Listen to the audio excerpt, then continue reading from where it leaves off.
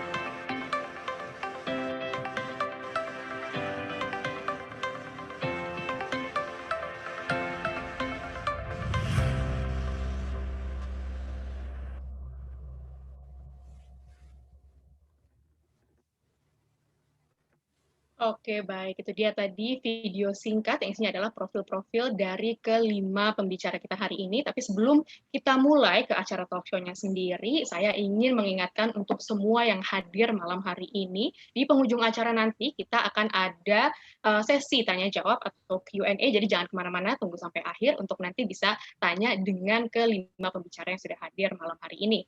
Jadi langsung aja kita sambut kelima pembicara yang sudah hadir malam hari ini. Ini kita punya 2 pembicara dari pihak fasilitator beasiswa. Yang pertama, ini ada Bang Asman sebagai senior staff beasiswa LPDP. Adapun memang Bang Asman ini sudah izin kepada kami untuk datang agak terlambat, jadi mungkin nanti beliau akan ikut ataupun join dengan kita di tengah-tengah acara. Lalu yang kedua, ini ada Mbak Indi Hardono selaku tim koordinator dari Scholarship Nufik Neso. Mbak Indi, apa kabar Mbak? Selamat malam. Malam, apa kabar? Baik, Mbak Indi apa kabar juga? Baik Baik, dong alhamdulillah. pastinya ya. Oke, Mbak Indi udah siap nih Mbak, nanti bakal ditanya sama banyak orang nih hari ini? Insya Allah. Siap dong ya pasti. Ya. Oke, siap. Selanjutnya kita juga ada 3 pembicara dari pihak awardee atau yang sudah mendapatkan beasiswa, aka the people that we strive to be for the future. Ada 3 penerima beasiswa, yang ketiganya ini kebetulan ini mendapatkan beasiswa untuk berkuliah di Delft, Belanda. Yang pertama, ini kita langsung saja ada Kak Ingrid. Kak Ingrid ini mendapatkan beasiswa dari Stunet dan juga alumni dari Teknik Sipil tahun 2012. Selamat siang ya Kak ya, berarti ya sekarang ya? Iya, selamat siang. Selamat malam di Gimana Indonesia. kabarnya? Halo, baik. Oke. Halo Ingrid. Oke, Halo baik. Ibu. Oke, yang kedua ini sebenarnya kita ada Kak Sultan. Kak Sultan juga sebenarnya adalah penerima beasiswa Stunet dan juga merupakan alumni dari Teknik Sipil tahun 2013, tapi Kak Sultan juga ini izin datang terlambat dan nanti akan join dengan kita di tengah acara. Lalu yang terakhir, ini kita punya pembicara yang mendapatkan beasiswa dari LPDP, yaitu Kak Dira. Kak Dira ini juga alumni arsitektur tahun 2012. Selamat siang, Kak Dira. Halo, selamat siang, selamat malam di Jakarta. Terima kasih untuk ajakannya untuk mengisi acara ini. Kabarnya gimana, Kak? Baik, Kak, di sana? Oh iya, baik-baik. Alhamdulillah sehat di sini. Di sana gimana? Sehat? Baik, Kak. Sehat, Bagus. alhamdulillah. Oke, Halo, kita langsung aja. Halo, Mbak Indi. Oke, kita langsung aja ke Kak Dira ya, Kak. Kak Dira, jadi Kak Dira ini kan ngambil S2 ya, Kak, ya, di Delft. Jadi menurut Kakak ini kenapa sih Kak harus S2? Padahal kan Kakak udah lulus dari FTUI gitu kan, dan juga Kakak setelah lulus udah dapet kerjaan juga kalau nggak salah ya Kak ya. Iya, Kenapa sih benar. Kak menurut Kakak harus S2 dan kenapa harus di luar negeri gitu Kak? Silakan. Benar. Jadi sebenarnya setelah aku lulus dari UI itu, ya sebenarnya dari semester terakhir sih, semester 8, aku itu udah kerja di UI sebagai memang asisten dosen. Lalu setelah lulus, aku memang sekitar 1 atau 1,5 tahun itu masih kerja di UI sebagai asisten dosen dan asisten riset. Jadi kalau boleh jujur, awalnya itu aku pengen banget S2 memang karena aku mau jadi dosen. Jadi kayak memang harus gitu kan, kalau mau jadi dosen ya harus S2, terus nanti lanjut lagi S3. Cuman ya berubah haluan jadi aku coba praktek di biro arsitektur, terus aku ngerasa kayak oke nih udah kerja di akademik, udah kerja di biro arsitek juga, terus aku ngerasa S2 itu tuh penting karena memang aku pengen ngelihat arsitektur di luar Indonesia juga sih, pengen lihat kalau di luar negeri ini gimana, pembelajarannya gimana, sama aku ingin eksplor topik-topik baru, karena biasanya topik di Indonesia dengan kalau kuliah di luar negeri itu beda, dan di sini pun risetnya udah lebih maju kalau di beberapa bidang seperti misalkan sustainability yang kalau di Indonesia itu belum terlalu dibahas, tapi kalau di luar negeri kayak di Belanda gini, itu udah suatu topik yang udah sangat dieksplor. Oke, kalau Kak Ingrid Kak sekarang, kalau Kakak kenapa Kak harus S2 dan juga di luar negeri gitu Kak? Kakak kan juga dulu sempat dapat kerjaan dulu ya Kak, sebelum ke Belanda ya Kak. Coba mungkin bisa dijelaskan Kak. Iya, sebenarnya mungkin kalau lihat dari timeline, aku cukup fresh graduate karena hanya 1 tahun gap setelah lulus dari FTUI, kemudian lanjut ke Delft gitu. Kenapa pengen lanjut itu jadi ceritanya dulu waktu di sipil itu kan ada beberapa peminatan dan salah satunya adalah transportasi. Kebetulan itu adalah peminatan yang aku ambil dan aku memang sangat tertarik di transportasi, terutama transportasi laut, jadi pelabuhan, maritim dan sebagainya. Jadi mungkin cukup terlihat kenapa memilihnya Belanda karena juga industri pelabuhan di sini sudah cukup maju, sudah maju. Dan waktu peminatan itu transportasinya itu pembahasan atau materi yang diberikan cukup dasarnya sudah ada gitu, dan aku ingin mendalami lebih dalam lagi untuk spesifik transportasi laut. Oleh karena itu aku melanjutkan S2 di sini gitu ceritanya, Cinta. Oke, terus Kak Ingrid, sebelum Kak Ingrid melakukan S2 di Belanda, itu apa aja sih Kak sebenarnya yang diperhatikan dan juga apa aja yang dipersiapkan sebelum apply untuk beasiswanya? Mungkin yang paling utama itu kalau aku pribadi ya, dari pengalaman pribadi itu mau ambil arahnya kemana gitu. Jadi topik atau mungkin ya bisa dibilang bidang studinya lah ya. Bidang studinya itu mau kemana? Karena banyak juga memang orang yang ambil S2 itu tidak selalu sama dengan bidang studi S1-nya gitu. Jadi mungkin bidang studi Sehingga kemudian kita bisa breakdown lagi nih, kampusnya di mana, negaranya di mana, apakah di Indonesia atau di luar negeri, gitu. Karena juga udah banyak di Indonesia program-program yang baik gitu. Setelah bidang studi mungkin ya persiapannya, karena kalau boleh jujur aku cukup beasiswa ini cukup menjadi syarat untuk aku boleh ke sekolah ke luar negeri. Sehingga syarat beasiswa itu juga jadi syarat aku yang aku harus persiapkan gitu. Banyak hal, motivation letter terutama salah satunya, atau juga acceptance letter atau surat penerimaan dari kampus tersebut gitu. Ya jadi persiapan untuk aplikasi itu sih sebenarnya yang paling penting. Dari mulai motivation letter-nya, kenapa sih jadi berpikir, merenung, apa sih sebenarnya yang kita pengen pelajarin, kita pengen dalami, kenapa harus pelajarin itu, memang aplikasinya apa nanti setelah lulus misalnya. Jadi ya perenungan terhadap bidang studi yang akan dituju mungkin yang paling utama pertama. Menurut kakak yang paling susah tuh apa sih kak? Di poin-poin kan banyak tuh, harus ada IELTS, harus ada motivation letter, harus ya ada banyak lah perintilannya itu. Menurut kakak yang paling susah tuh apa sih sebenarnya? Selama waktu itu tuh lagi apply untuk scholarship. Susah ya, aku nggak tahu ya kalau menarik pertanyaannya. Kalau misalnya sebenarnya ya kalau misalnya susah atau nggak susah, mungkin gini. Jadi ada beberapa syarat itu tuh yang itu bergantung pada diri kita. Jadi contohnya motivation letter. Tapi ada juga kayak syarat-syarat yang kita bergantung pada orang lain. Contohnya kayak IELTS kita bergantung pada provider yang ngasih tes. Gitu. Jadi kita harus ngikutin timeline. Kita harus bisa nyusun nih timeline kita gimana ya biar pas sesuai waktunya. Ada juga yang atau enggak kayak surat referensi dari dosen atau dari atasan kita waktu bekerja. Itu kan juga kita bergantung pada orang lain ya. Jadi sebenarnya ada dua sisi nih. Tapi kalau dari sisi yang pribadi aku kayak mungkin motivation letter ya yang paling butuh perenungan penuh nih.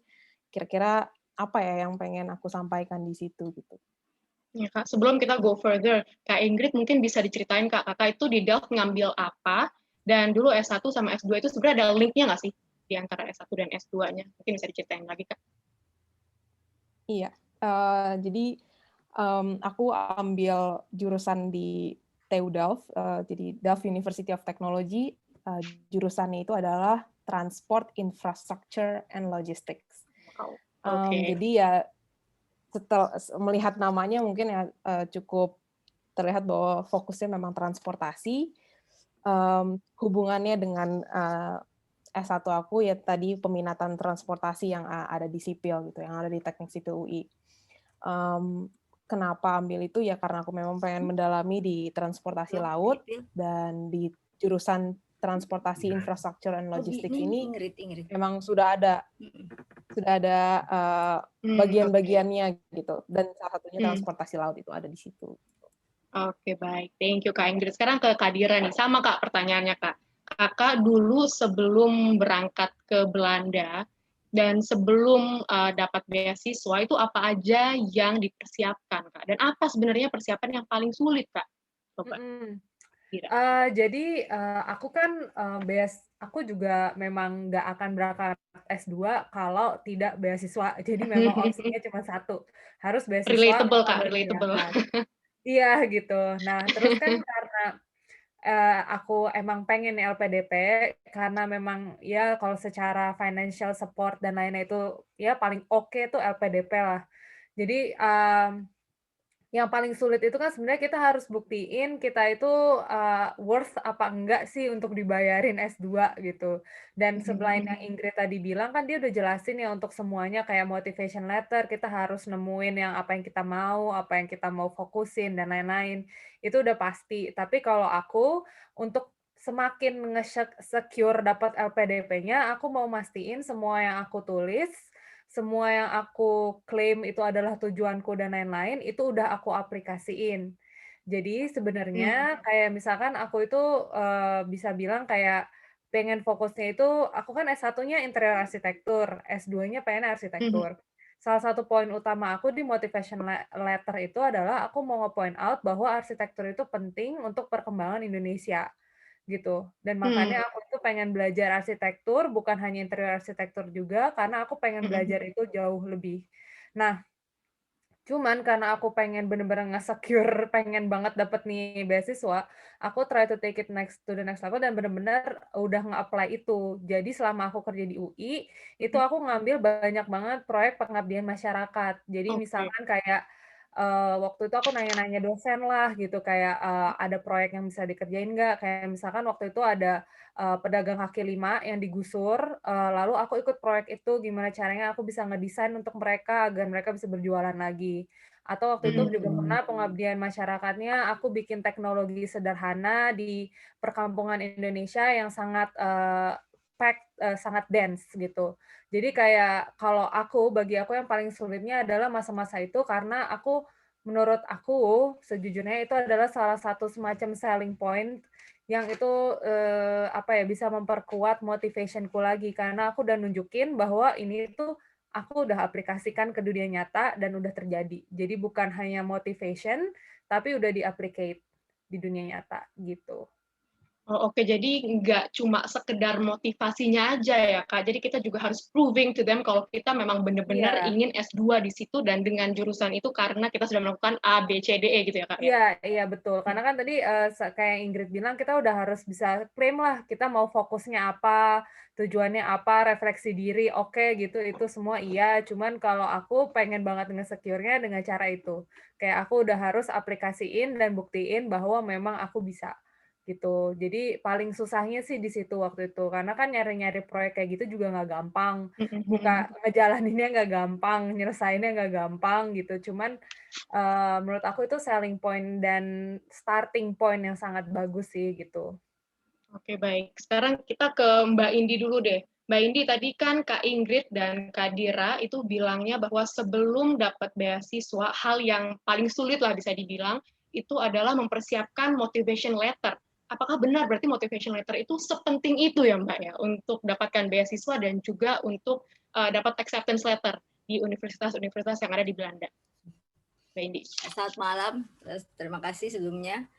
Eh ya, pertama saya senang banget bisa kumpul dengan adik-adik ya FTUI, alumni FTUI dari berbagai jurusan dari departemen sekarang bilangnya jurusan departemen berbagai prodi yang juga mungkin dengan berbagai mimpi gitu ya. Sebenarnya tadi Inta bilang bagus banget. Jadi kemarin kita ngomong dare to lead, sekarang mungkin sebelum itu dare to dream ya maksudnya. Ya betul. Karena nggak semua orang berani bermimpi gitu ya, nggak semua orang berani.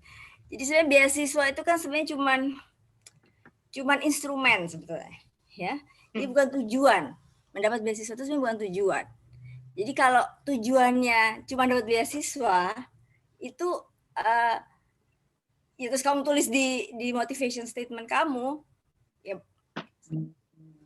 100% nggak akan diterima gitu karena bukan itu tujuannya itu sesuatu yang lebih besar, your dream itu. Jadi kalau misalnya kita bicara motivation statement atau motivation letter itu sebenarnya adalah refleksi dari dream kamu gitu. Ya jadi saya suka bilang ke teman-teman atau awardees tuh, saya hafal loh motivation satu-satu itu motivation statement. Saking kita benar-benar membaca dengan seksama gitu ya. Karena itu yang sangat penting karena di situ akan tergambar satu kalau kita bicara fungsi matematik gitu ya. Itu variabelnya banyak gitu. Variabelnya tuh ada variabel potensi si anak, si calon awardee, ada juga kemampuan dia melihat ke depan ya, where would you be in 5 year time misalkan gitu ya. Tentunya bukan cuma mimpi di siang hari bolong, tapi maksudnya mimpi yang dengan dengan basis gitu loh.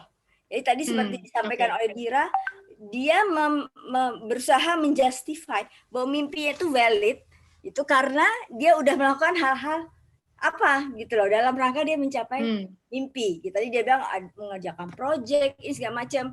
Ingrid juga mungkin walaupun dia hitungannya fresh graduate, saya ingat banget Ingrid itu fresh graduate sebetulnya. Tapi portfolio dia itu mendukung ke situ gitu. Nah itu semua harus terrefleksikan atau tergambarkan dalam satu motivation statement yang merupakan kalau kayak kita apa ya?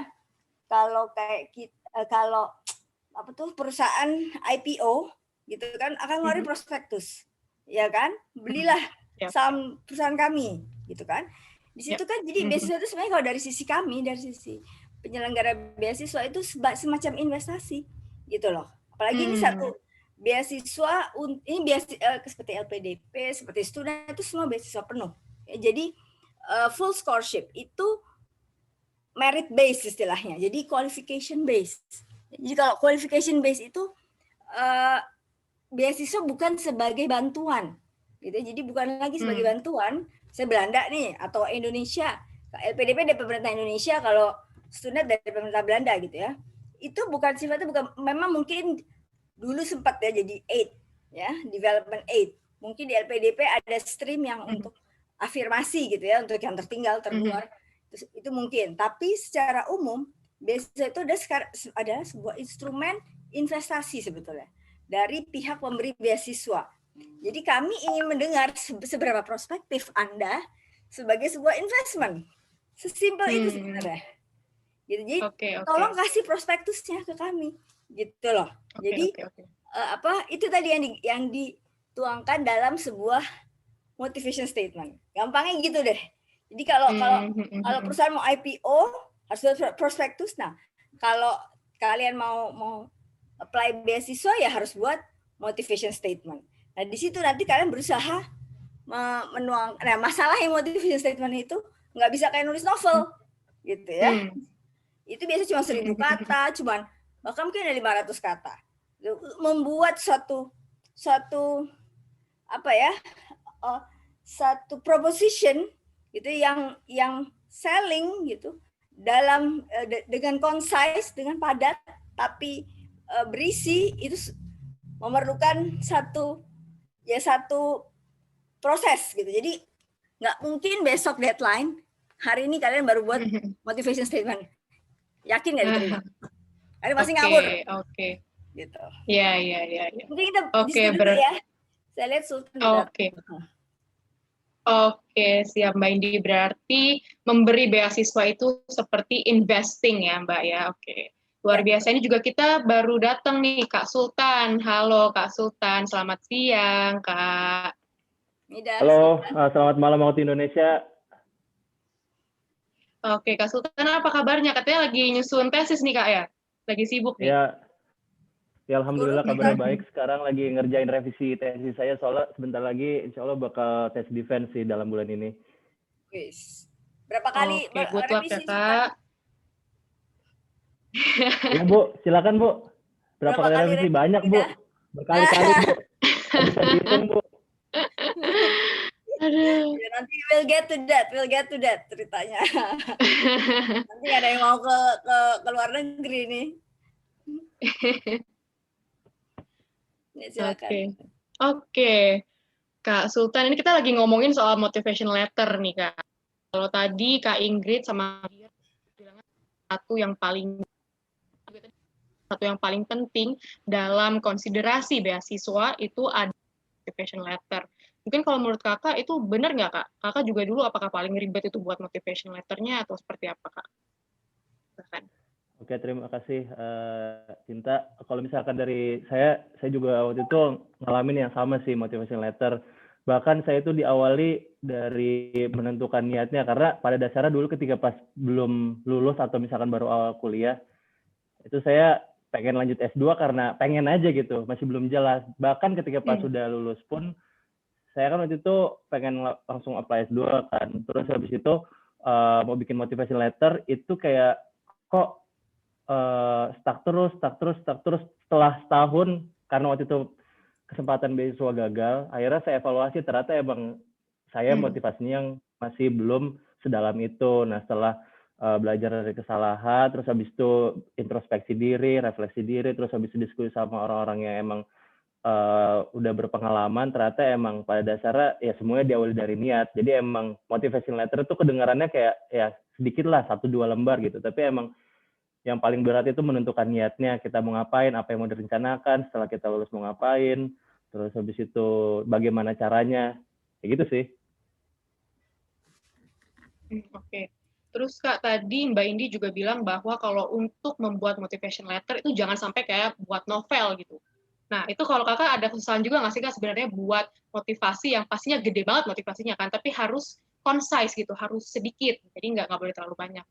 Gimana Kak menurut Kakak? Oke, oke, setuju sih. Kalau saya pribadi, saya tipikal orang yang emang cenderung nulis banyak. Jadi kayak saya tuh punya kayak salah satu kekurangan kalau misalkan lagi nulis itu seakan-akan tuh semua tuh harus penting, semua tuh harus dinyatakan gitu. Padahal sebenarnya kan pada dasarnya udah ada semacam kriteria yang harus dicantumkan apa aja, apa segala macam. Nah, emang jatuhnya ketika pas emang kita mau nulis tuh perlu planning, perlu perencanaan, terus habis itu perlu target juga, dan itu emang diprogram sama aja kayak bikin suatu desain atau bikin bangunan atau bikin apapun lah itu. Jadi saya ibaratkan kayak misalkan nulis tuh bagian dari proses desain gitu. Maksudnya tulisan yang teman-teman baca, paper ilmiah atau misalkan kayak laporan suatu produk keilmuan gitu ya, itu kan yang kalian baca itu biasanya tuh rapi gitu kan, mudah dibaca, yang dibaca ada flow-nya apa segala macam. Cuman itu emang butuh proses yang sangat panjang dan itu biasanya harus dimatangkan dulu. Jadi emang yang namanya pengalaman saya tuh ya pernah sih ada di fase dimana kayak kok motivation letter seakan kayak sugar coating, terus habis itu motivation lo kok kayak dongeng, kok jadi kayak flashback masa kecil apa segala macam. Pernah lah ada di momen-momen seperti itu, pada akhirnya kayak ngerasa oh kalau motivation letter tuh emang ya harus straightforward gitu. Apa, kenapa, bagaimana, dampaknya apa, kayak gitu sih. Oke. Oke, kalau Kak Ingrid sama Kak Dira kayak gitu juga nggak Kak? Sempat kesusahan untuk membuat biar concise gitu, jangan terlalu dulu. Udah pasti sih. Ya, pasti. Kayaknya mungkin Jadi apa ya, memang yang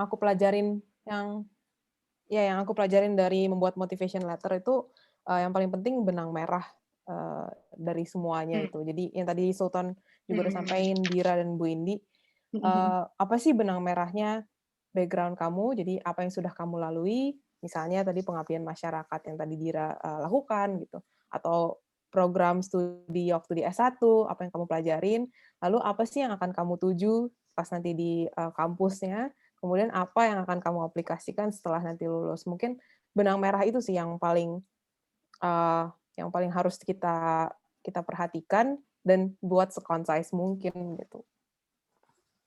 Oke, siap. Berarti benang merah ya Kak, kuncinya Kak. Kalau Kak Dira gimana Kak?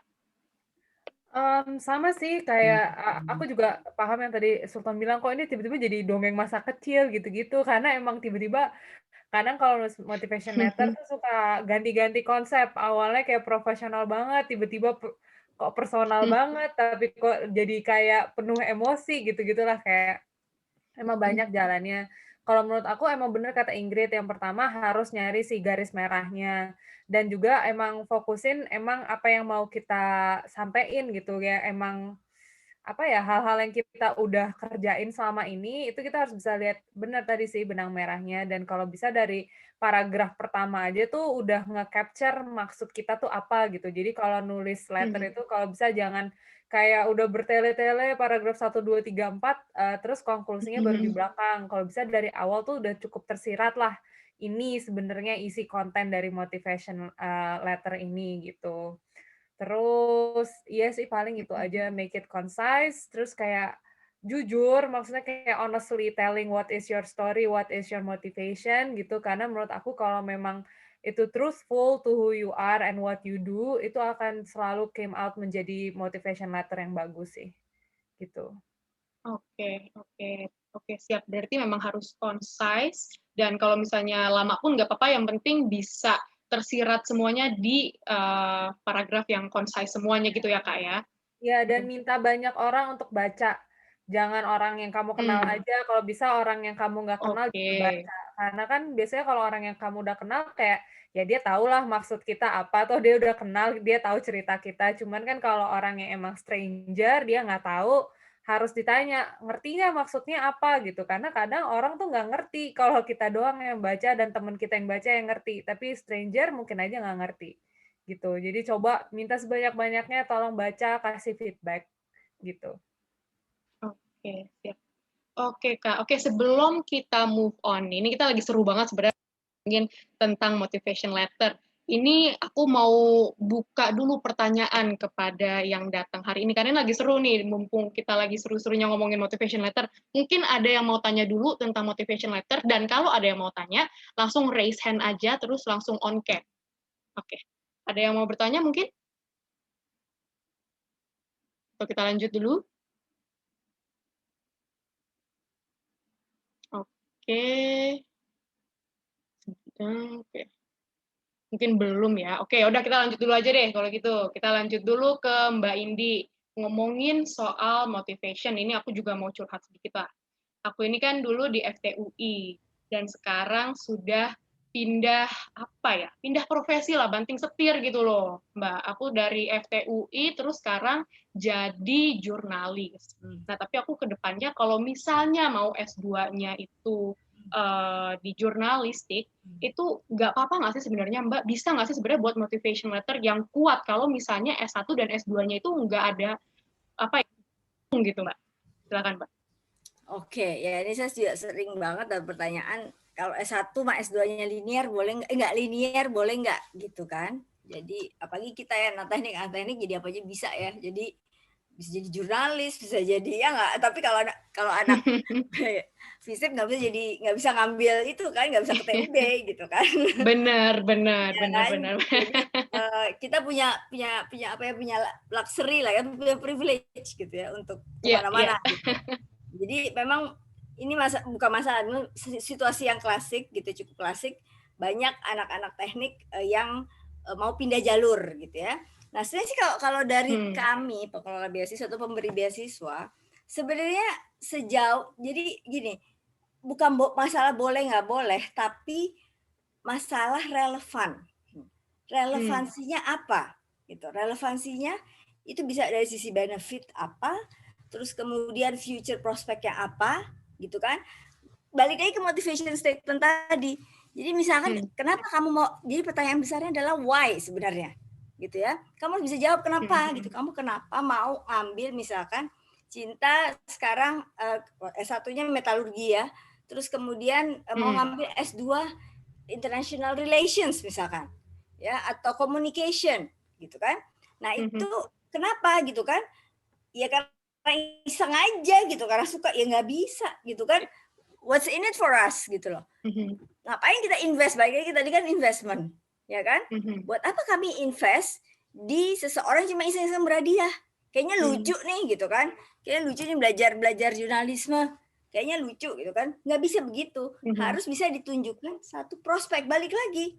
Nah prospek itu kan juga bukan cuma kita bilang kita menjual mimpi kosong, tapi mimpi yang sudah dibangun gitu loh. Jadi misalkan Inta mau ngambil jurnalisme atau international relation atau communication dengan dasar tadi basisnya itu loh, mimpinya harus berbasis gitu. Dasarnya yang sudah dibangun adalah kamu sudah mulai misalkan berkarir di meniti karir di news reporting misalkan gitu, atau misalkan di international relation misalkan sudah mengerjakan proyek apa yang berkaitan dengan misalkan conference, bisa jadi translator atau apa misalkan ya. Nah itu kan sesuatu yang relevan. Kemudian kamu jadi apa gitu. How would you see yourself in 5 years time misalkan. Sejauh itu relevan, kalau menurut saya nggak apa-apa gitu loh, karena kami harus yakin bahwa investasi yang kami tanamkan di Anda gitu nanti akan returnnya jelas gitu loh setelah beberapa tahun gitu loh. Jadi makanya itu yang harus diaddress di motivation statement. Jadi bukan masalah kayak dulu saya juga dulu S2 saya MBA gitu, sama kan nggak ada hubungan. S1 saya teknik, ya, tapi pekerjaan saya waktu itu saya ditempatkan di marketing gitu loh, marketing strategi. Nah ya udah, jadi memang ada kaitannya gitu loh. Sekarang tinggal tergantung si pengelola beasiswa melihat itu sebagai satu potential return atau enggak gitu kan. Dia cuma bilang misalnya yang kesalahan yang sering terjadi adalah, bukan kesalahan ya, maksudnya hal-hal yang kadang nggak masuk akal itu, misalkan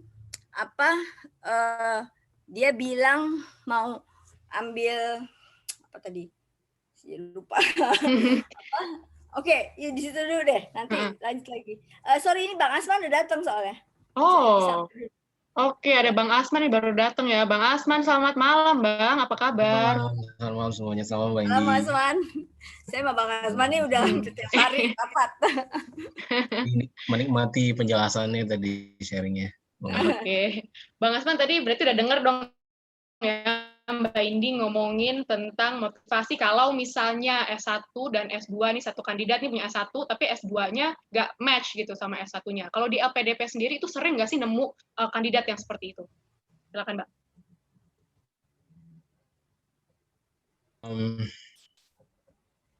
Kayaknya tadi Mbak Asti kan LPDP ya. Tadi pengalamannya gimana ya tadi? Kira-kira Mbak Asti ya? Iya, kalau aku LPDP juga kan, tapi sebenarnya aku S1-nya itu interior arsitektur di UI. Kalau untuk bedanya aja, interior arsitektur itu kita nggak desain bangunan, kita itu desain di dalam bangunan. Bisa desain bangunan cuma sampai 4 lantai, tapi high rise, wide span itu nggak ada. Dan aku ngambil S2-nya arsitektur di TU Delft, yaitu sekolah teknik terdepan di Belanda, yang which is dia bangun apapun itu capable. Jadi itu sebenarnya mungkin nggak beda banget, tapi sebenarnya beda banget. Kesannya, nggak beda dari interior arsitektur ke arsitektur, tapi sebenarnya scope pelajarannya, limitnya, dan materinya itu aja sebenarnya udah beda banget gitu. Tapi jadi sebenarnya leap ke arah sana. Makanya kalau di motivation letter-nya itu, aku juga semacam ngejual bahwa aku bisa kok untuk ngambil ke arah situ gitu. Aku bisa untuk nge-reach limit itu gitu. Iya. Ya, jadi kalau misalnya LPDP itu kan agak beda ya, karena dia bisa lintas jurusan gitu kan. Jadi nggak harus linear. Untuk beberapa skema beasiswa itu dia lebih cenderung cair gitu. Dalam artian awal mula itu kalau LPDP itu malah asalkan dia WNI, dia boleh tuh. Asalkan WNI dia boleh. Awal-awal LPDP itu WNI boleh. Itu membreakthrough sebenarnya paradigmanya beasiswa itu yang lebih cenderung di saat itu mungkin 7 tahun yang lalu itu lebih semuanya itu segmented. Jadi segmented itu maksudnya kalau misalnya beasiswa kan Indonesia ini kan development-nya kan bagus ya sampai dengan saat ini ya. Kan kalaupun ada international aid itu dalam bentuk beasiswa asing, kebanyakan itu sudah ditentukan. Misalnya tadi kayak misalnya Nature nih Mbak Indi, misalnya Belanda itu kan lebih cenderung sesuatu yang berhubungan dengan air, kemudian maritim, kemudian ya hal berkaitan dengan itu. Kemudian kalau misalnya New Zealand Aid, itu lebih cenderung ke energi, geothermal. Lalu kalau misalnya Kanada itu cenderung ngasih beasiswa ke Indonesia itu bidangnya berkaitan dengan aktuaria. Kalau apa namanya Singapura yang dekat-dekat ya, itu kan banyak kan seputar public policy yang sifatnya memang menjadikan mereka jadi center. Nah, jadi pengalaman LPDP itu kita ngelihat dalam perkembangannya di awal-awal itu, makanya udah pokoknya yang mau sekolah tidak harus melihat dia S1-nya apa gitu kan, yang penting dia punya passion di sana. Toh kadang-kadang kan ada orang memilih S1 itu mungkin karena kecelakaan tanda kutip ya, karena dia nggak tahu, ya kan, karena nggak tahu, ya udahlah yang penting sekolah gitu kan ya, dulu kan saya masih seperti itu kan. Ya saya akui kalau misalnya saya satu departemen sama Mbak Cinta kan, teknologi gitu kan, saya datang dari jauh dari Sumatera gitu kan, saya berpikir can I do something di apa namanya di luar kampung saya gitu kan. Toh yang penting saya bisa sekolah, terus what next-nya itu ya dalam perjalanannya apa menjadi passion dan career aspiration saya ya ditentukan berdasarkan sekolah, dan itu sebenarnya hal yang lazim sebenarnya di luar kan. Jadi kebijakan pemerintah saat ini sebenarnya sudah cukup relevan dengan kampus Merdeka yang memberikan kesempatan seluas-luasnya untuk yang S1, bahkan yang non-degree sekalipun, bahkan yang sudah berprofesi atau profesional itu juga mereka punya kesempatan untuk melihat bidang-bidang yang di luar dari bidang mereka tekuni saat ini. Dan saya bisa sampaikan kalau misalnya LPDP juga menjadi bagian dari mendorong percepatan untuk pembelajaran di luar dari bidang menjadi mungkin latar belakangnya dia pertama kali ya. Jadi kalau misalnya kita teknik nih, karena ada teknik kan. Kalau misalnya yang sekolah di luar negeri pasti tahu kan ya, yang teknik yang dia mungkin S1-nya teknik nuklir, S2-nya udah ke MBA atau ke bahkan economics gitu kan, dan lain sebagainya. Dan LPDP sampai dengan saat ini kita masih, meskipun sudah agak cenderung segmented ya, karena memang tuntutan fairness. Jadi Indonesia ini saking besarnya kan harus ada satu kebijakan yang afirmatif. Jadi misalnya yang teman-teman kita, saudara-saudara kita yang ada di daerah tertinggal, terluar, terdepan, kemudian yang difabel gitu kan, pemerintah hadir di situ untuk memberikan kebijakan yang memang porsi berbeda. Tapi penggarisnya ya, LPDP masih tetap memberikan kesempatan bagi mereka yang sebenarnya punya passion yang berbeda gitu terhadap apa yang mereka punya di S1-nya gitu. Itu Mbak Cinta, tambahan dari saya. Terima kasih. Oke, berarti if anything Bang, sekarang itu malah lebih fleksibel gitu ya Bang ya untuk LPDP, dari S1 ke S2-nya itu nggak harus strict banget, kita bisa explore kemana aja gitu ya Bang ya? Betul. Oke. Bang Asmar, sekarang kita ngomongin soal seleksi nih Bang. Seleksi LPDP ini pasti semuanya yang di sini pasti kepo lah. Saya juga sebenarnya kepo sih. Itu kalau misalnya dari LPDP sendiri, itu sebenarnya apa sih yang dicari dari kandidat? Terus reviewer itu sebenarnya suka kandidat seperti apa dan nggak suka kandidat yang seperti apa? Jadi mungkin ada poin-poin yang bikin kandidat itu jadi gagal dapat beasiswa. Coba Bang, mungkin bisa dijelaskan Bang. Saya nggak begitu ini ya, kalau dalamannya seleksi itu expertnya ini Mbak Indi sebenarnya, karena beliau yang tahu proses, karena pada prinsipnya sama ya, seleksi beasiswa itu kan sama. Kemudian yang real experience itu sebenarnya teman-teman yang udah dapat beasiswa, ada Mbak Ingrid, kemudian Mas Sultan di sini kan, ada Mbak Asti yang udah experience LPDP seperti apa kan ya. Tapi secara umum nanti mungkin bisa ditambahin untuk seleksi LPDP itu, karena ini pertama ya, ini kan beasiswa pemerintah. Jadi kalau beasiswa pemerintah itu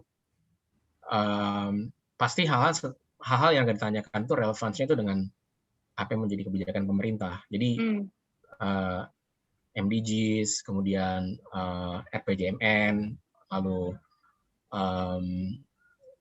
Anda bisa menjawab nggak dengan bidang yang akan Anda tekuni. Karena lagi-lagi kan yang akan, tadi pas saya masuk tadi penjelasan Mbak ini itu benar banget.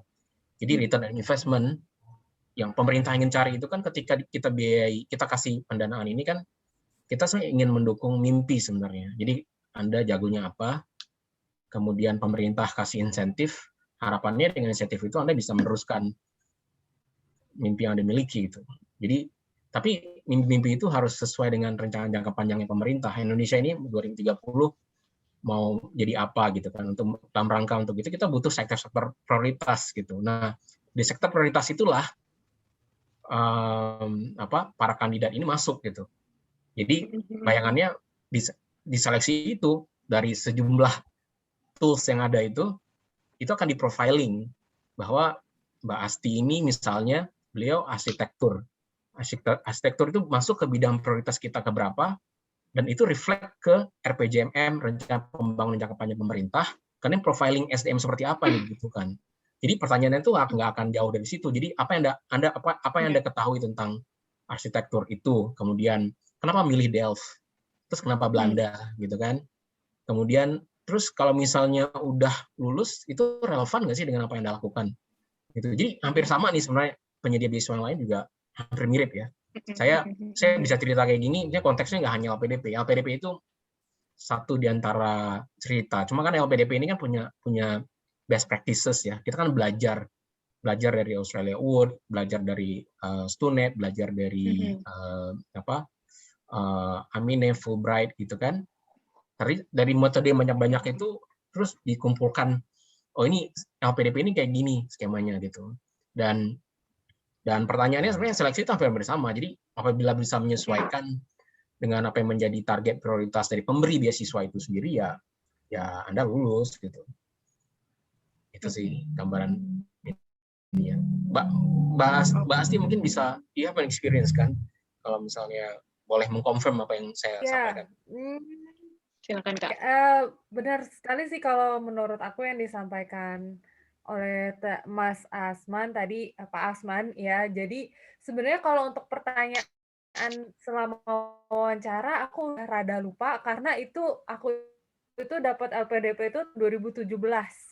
Tapi seperti biasa karena memang dipospon oleh LPDP waktu itu batch-nya baru boleh berangkat 2019, jadi ya gitu. Cuman aku setuju sih dengan apa yang ditanya oleh Mas Asman karena memang ketika aku wawancara aku ingat memang ada beberapa pertanyaan yang ditanya ini kira-kira relevansinya untuk negara kita gimana dan apakah case-case atau pengabdian masyarakat yang waktu itu aku lakukan bisa juga diaplikasikan di lainnya di Indonesia dan apakah ini masih untuk relevan untuk ke masa depannya. Aku ingat sih ada pertanyaan-pertanyaan seperti itu.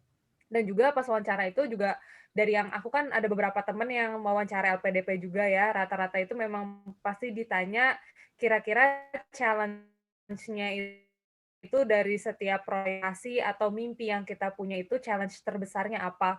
Karena mungkin mau dilihat kayak bagi kita, cara kita melihat masalah, bagaimana kita bisa melihat solusi, dan bagaimana bisa melihat masa depan dari proyek yang kita kerjakan itu penting gitu. Jadi itu yang juga nanti mungkin diwawancara bakal sering ditanya sih, karena rata-rata yang aku waktu itu dan teman-temanku yang lain itu sering sekali ditanyakan itu ketika kita melakukan sesuatu, what is the biggest challenge, what do you see in that, what do you take in that, and how can you develop it further, and is it still relevant? If not, then what? If it's still relevant, then how can you take it to the next level? Itu kayaknya sesuatu yang sering banget ditanyain pas wawancara. Gitu. Oke, baik. Tadi kita udah dengar dari sisi LPDP. Nah, sekarang kita dengar dari Stunet lah. Kita mulai dulu dari Kak Sultan nih, Kak. Kak, itu benar nggak sih, Kak? Jadi selama Kakak proses seleksi, itu kan apakah ada selain dari application yang disubmit, selain itu kan pasti ada interview. Itu kalau dari Kakak sendiri pengalamannya seperti apa, Kak? Dari interview yang tadi. Silakan, Kak. Terima kasih. Kalau mungkin saya tambahin lebih spesifik ya, karena waktu itu di zaman saya dulu bukan interview, tapi itu leaderless group discussion. Jadi kalau misalkan pengalaman saya di leaderless group discussion itu kita dikasih semacam topik, yang dimana topik itu macam-macam, ada dari infrastruktur, ekonomi, dan kita akan dipecah di dalam suatu grup. Nah, satu grup isinya 4-5 orang, yang dimana dalam satu grup itu orang-orangnya multidisipliner. Jadi kita harus bisa menanggalkan background kita lah, menurunkan ego kita. Nah, kita dituntut untuk mengidentifikasi masalah, merumuskan masalah, terus habis itu memformulasikan perencanaan dan memformulasikan strategi gimana cara supaya menyelesaikan masalah itu. Kalau nggak salah waktu itu pas zaman saya itu, pas lagi sesi leaderless group discussion, itu topik yang dibahas adalah tentang produksi pangan di daerah Riau. Nah, jadi waktu itu kita identifikasi gimana cara supaya meningkatkan produksi, terus bisa mensejahterakan rakyat, memakmurkan orang-orang sekitar. Nah, itu kita bahas dari multidisiplin, aspek multidisiplin yang berbagai macam. Waktu itu ada saya dari background teknik sipil, spesifiknya manajemen konstruksi, terus habis itu ada dari teman dari hukum, habis itu ada teman dari pariwisata, terus ada teman juga dari water management. Jadi kita waktu itu ya diskusi gitu, dan kita juga saling bertukar pikiran, insight dari teman-teman disiplin A gimana, B gimana, C gimana, terus kita ya udah kita keluarin solusi. Dan itu waktunya lumayan terbatas sih, kita cuma dikasih waktu selama 15 menit untuk 20 menit untuk formulasi, terus habis 10 menit presentasi. Jadi emang ya seperti ya pada dunia nyata sih, biasanya emang kita dalam suatu project atau dalam suatu kasus kita memiliki waktu yang singkat gitu, terus kita emang dituntut untuk memaksimalkan apapun yang ada lah gitu. Itu sih pengalaman kita dulu, dan itu ya lumayan seru sih karena kita bisa dapat perspektif dari jurusan lain atau dari background lain gitu. Oke. Kalau Kak Ingrid gimana Kak? Sama Kak pengalamannya atau mungkin lebih challenging kalau waktu Kakak? Silakan Kak. Ya, kebetulan aku di batch yang berbeda dengan Sultan untuk seleksi STUNET-nya. Dan waktu itu kita semua seleksinya itu dalam bentuk administrasi, jadi semua dokumen, seleksi dokumen. Sebenarnya kalau aku boleh jujur dari sisi pribadi aku, itu lebih challenging karena aku harus membuat tulisan ini berbicara kepada mereka yang membaca gitu. Karena kan kalau misalnya kita bisa ngomong langsung, kayak bisa lebih ngeluarin emosi ya, kayak ini loh passion aku Bu, gitu misalnya, ini loh passion saya Pak, gitu. Tapi karena hanya lewat tulisan gitu waktu itu, jadi ya aku gimana ya, berusaha mendapatkan satu tulisan yang bisa ngasih emosi juga, bisa meyakinkan, bisa selling, bisa membuktikan bahwa ya ini profil aku cocok dengan beasiswa tersebut, contohnya seperti itu gitu. Jadi ya kalau aku seleksinya prosesnya seperti itu. Tapi sekarang STUNET udah seperti yang Sultan bilang, udah ada ya tatap mukanya, mungkin online sekarang, tapi sudah ada ya proses wawancaranya juga. Oke, Kak, ini kita sebelum move on ke topik berikutnya, ini aku masih mau nanya soal seleksi sebenarnya sama Bang Asman. Bang Asman mau nanya soal background check. Ini kan kalau misalnya di LPDP itu kan suka terkenal, kalau misalnya LPDP mau apply ke LPDP, itu harus masukin sosial media. Nah, sebenarnya masukin sosial media itu untuk apa sih, Bang? Itu apa sebenarnya yang dicari? Dan sebenarnya apa yang harus kita nggak masukin dalam sosial media gitu? Coba, Bang. Heboh ya di ini ya, dunia Iya, Bang. sosmedan. Iya, from the outside itu sangat-sangat inilah Bang, Iya. sering dibicarakan. Ya kan, pertama kan gini, nature-nya kan LPDP ini kan beasiswa pemerintah ya. Jadi kalau misalnya dia beasiswa pemerintah itu, background check itu sebenarnya kita ingin hanya memastikan bahwa beasiswa ini itu diberikan pada orang tepat, gitu. Jadi semuanya itu di profiling karena pertama gini, yang jarang orang ketahui bahwa LPDP ini adalah lembaga pemerintah, kemudian dia diaudit, kemudian dia harus accountable karena dia ada satu entitas pengelolaan dana abadi, gitu kan? Yang itu dia nyatu. Jadi karena dia letaknya di Kementerian Keuangan, kemudian proses-prosesnya akuntabilitas, kemudian pelaporan, kemudian responsivitas itu juga mengikuti standar yang berlaku di kementerian. Jadi misalnya gini, kalau misalnya ada terjadi sesuatu nih misalnya, dan biasanya stakeholder kita ini kan sebenarnya selain masyarakat Indonesia sebagai pembayar pajak, juga ada DPR. Nah, DPR itu misalnya, kalau misalnya nih ada, ini kan masalahnya ini kan bisnisnya LPDP, bisnis nomor kutip adalah mengirimkan anak-anak ke sekolah kan, dalam dan luar negeri. Jadi kita, apalagi di luar negeri itu kan kita committed untuk mereka itu menjadi duta bangsa. Duta bangsa itu karena saya bicaranya itu kan karena ini beasiswanya itu dari dana APBN, kemudian mereka yang sekolah itu dipantau oleh rakyat melalui LPDP. Jadi ketika terjadi sesuatu, jadi kita harus bisa memprofiling sebenarnya proses seleksinya itu seperti apa sih gitu. Jadi dalam konteks itu makanya kita kumpulkan semua data yang terkait, database LPDP. Saya bisa bilang kalau database LPDP termasuk salah satu yang paling bagus ya, punya pemerintah ya. Misalnya datanya kita itu dari mulai data pelamar yang jumlahnya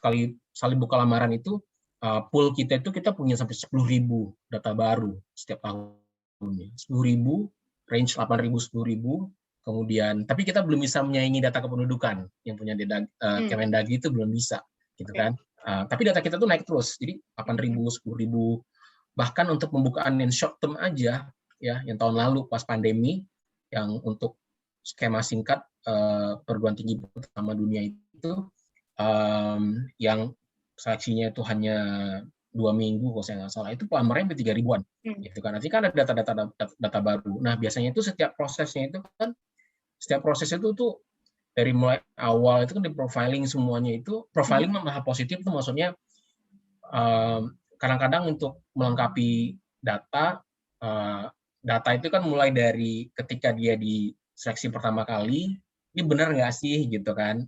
Benar nggak? Maksudnya saya harus bilang bahwa kalau misalnya data itu di profiling itu yang disubmit itu benar atau tidak.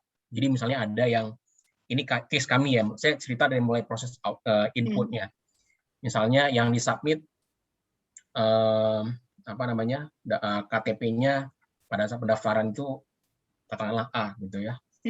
Lalu semua data tuh dari data KTP semua di sistem database kita. Kemudian dokumen yang dibutuhkan termasuk bahasa semua segala macam disubmit dalam satu sistem storage yang besar. Lalu nanti setelah itu ada verifikasi. Nah, verifikasi itu kan nanti kita harus membuat satu profiling, dia menuju ke proses wawancara. Nah, wawancara di situ itu melibatkan tidak hanya tidak hanya akademisi, tapi ada juga praktisi, ada juga profesional. Nah, kalau kita nggak bisa nyediain info yang detail, kita khawatir itu nanti judgement-nya juga salah gitu. Ketika para akademisi, ya kan? Di dunia akademisi kan beda, dia subjektivitas kan ada di sini ya. Dia subjektif seorang akademisi, subjektif seorang praktisi, subjektif seorang psikolog, itu pasti akan berbeda. Terus yang kita profiling itu adalah data yang disubmit oleh anak-anak ini, pelamar itu yang kita berikan, kita olah sedemikian rupa, itu ditampilkan. Oh, anak ini berdasarkan, jadi pada proses wawancara itu kan nanti akan dikonfirmasi. Kemudian sebelum proses konfirmasi itu juga sudah ada tim yang juga memvalidasi ini datanya benar-benar valid atau tidak. Jadi teman-teman semuanya untuk menjadi seorang penerima beasiswa LPDP ini prosesnya kan panjang tuh. Jadi data yang benar-benar data yang benar-benar raw data, lalu disortir, ya kan? Disortirnya itu nanti ada yang pada saat proses persortiran itu kan nanti ada muncul, ada yang KTP-nya nggak sesuai, ada juga KTP-nya itu belum nyambung ke sistemnya Kemendagri misalnya. Jadi kita ada semacam kalau anak-anak elektro tahu nih, kayak semacam API yang dikoneksikan dengan datanya pemerintah. Jadi otomatis ketahuan nih. Jadi ketika dia submit, ya kan, dia sebenarnya tercatat di data kependudukan atau tidak gitu. Karena kenapa? Layanan kita aja, layanan LPDP itu kalau nggak salah itu kan ada sekitar 15 beasiswa dan masing-masing layanan beasiswa itu beda peruntukannya. Ada yang misalnya untuk keluarga prasejahtera. Nah, keluarga prasejahtera itu nanti dia akan profilnya, misalnya dia satu orang, dia apply untuk beasiswa prasejahtera. Ya. Terus cara kita mengetahui bahwa dia memang benar dari keluarga prasejahtera itu apa? Kan kita punya kriteria, parameter gitu kan. Kemudian dia ada namanya itu kartu Indonesia yang banyak-banyak itu kan. Nah, jadi itu di-connect ke data kependudukan, ya, maka itu di-profiling. Nah, khusus untuk sosial media ini cuman memastikan aja bahwa kita harus clear ya. Memang faktanya siapapun yang sekolah gitu kan, apabila dia menggunakan dana publik, otomatis kan track record-nya harus diketahui gitu. Jadi kan nggak mungkin misalnya, ya mungkin teman-teman juga udah tahu misalnya kan ada beberapa lah ya. Di sini kan apalagi generasi sekarang ini yang keterbukaan informasi yang juga cukup luar biasa kan, pasti tahu kan dari apa yang terjadi gitu kan. Jadi yaitu bagian dari profiling itu semua memastikan bahwa data record yang disubmit kemudian itu sesuai dengan yang memang pada prakteknya. Kan kita sudah menggunakan tools kan, ada data yang memang diberikan untuk divalidasi oleh LPDP. Kemudian LPDP itu bukan hanya satu lembaga yang memvalidasi sendiri, karena kita masih punya validator. Jadi validatornya itu pihak eksternal. Ya itu tadi, jadi ada praktisi, ada dosen, ada psikolog juga kan. Psikolog itu dia yang akan bisa men-trace dan akhirnya mereka membuat rekomendasi. Nah, rekomendasi akhir itu yang menjadi apa namanya, kayak semacam policy recommendations lah ya. Ini direkomendasikan atau tidak gitu kan. Jadi ini positif ya. Positifnya kan ini untuk track ya, untuk track record pengambilan keputusan. Karena lagi-lagi itu tadi pengalaman saya di LPDP itu banyak tuh pertanyaan tuh misalnya karena lembaga pemerintah itu dia punya SLA, Service Level Agreement. Misalnya ada yang bertanya nih, misalnya di antara teman-teman semuanya ikut beasiswa PDP gitu kan, kemudian ikut beasiswa atau lain-lain. Jadi kita punya Risk-Pro, Research, kita punya juga investasi ya kan, yang dana abadi pendidikan itu. Plus lagi sekarang ini kan kita biayai sekitar 80.000 orang mahasiswa untuk ikut yang S1 ya, untuk program banyak tuh yang micro credential, ISMA, kemudian dan lain sebagainya, gitu kan. Teman-teman bisa bayangin aja. Jadi kalau misalnya ada yang nggak keterima nih misalnya, terus boleh bertanya, kenapa saya nggak diterima gitu? Kenapa saya nggak diterima? Di poin apa yang saya jatuh? Nah, itu sebagai lembaga publik di kita punya SLA. Jadi siapapun itu kalau misalnya bertanya, tapi kan kalau misalnya kita jawab pun, kalau kita nggak punya database yang bagus, termasuk track record itu tadi, kita juga nggak bisa menjawab ini kenapa, ini bagaimana gitu kan. Dan banyak tuh kejadian dari hal sederhana aja. Kalau memang kita nggak bisa pertanggungjawabkan, jadi kami harus kadang-kadang menghadapi tuntutan hukum karena pengambilan keputusan itu tadi. Jadi belajar 7 tahun LPDP itu kita belajar, ya kita perbaiki database, profiling, assessment kita, kemudian memastikan bahwa pada setiap step yang dilalui oleh pendaftar itu, ketika dia melalui proses pendaftaran itu memang terrecord